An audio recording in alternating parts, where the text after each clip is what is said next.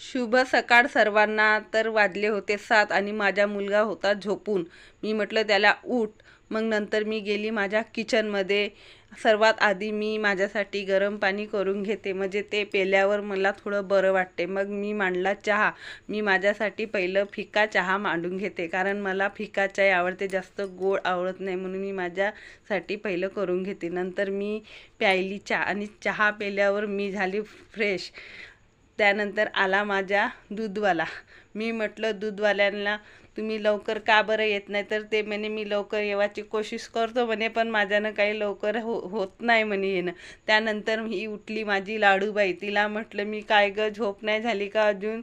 तर ती माझ्यासोबत काही बोललीच नाही। त्यानंतर हा माझा मुलगा चहा तोच खात होता। नंतर मी घासायला बसली भांडे। आता ही माझे रोजचे कामे आहेत, ती मला आंघोळीच्या पहिले करावी लागते। त्यानंतर मी बसली पोछा लावायला। सर्वात आधी मी घर माझं स्वच्छ करून घेते, त्यानंतर आंघोळ करते, त्यानंतर मी बाकीचे कामं करते।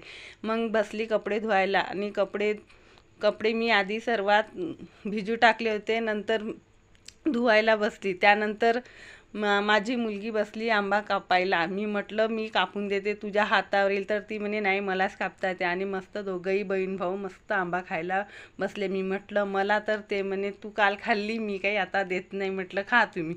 त्यानंतर मी वर गेली कपडे सुकवायला, कारण मी वर उन्हामध्ये जाऊ शकत नाही, म्हणून मी पोर्चमध्येच वाळू टाकते। त्यानंतर मी बसली माझ्या स्वयंपाकाच्या तयारीला। तर मला बनवायची होती कारल्याची भाजी। कारल्याची भाजी माझी आहे खूप फेवरेट। तुम्हाला पण आवडते का? तर मला नक्की कमेंटमध्ये सांग।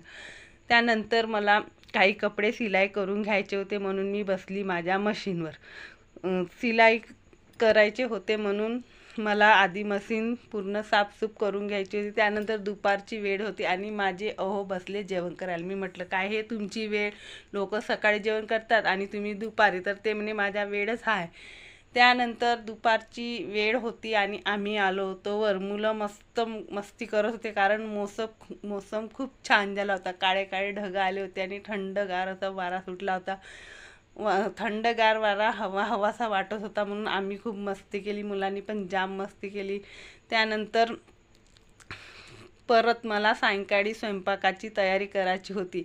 मी रात्रीला वांग्याची भाजी आणि भात आणि पोळी करून घेतली। तर माझा मुलगा म्हणाला मम्मी मला जेवण दे। तर मी म्हटलं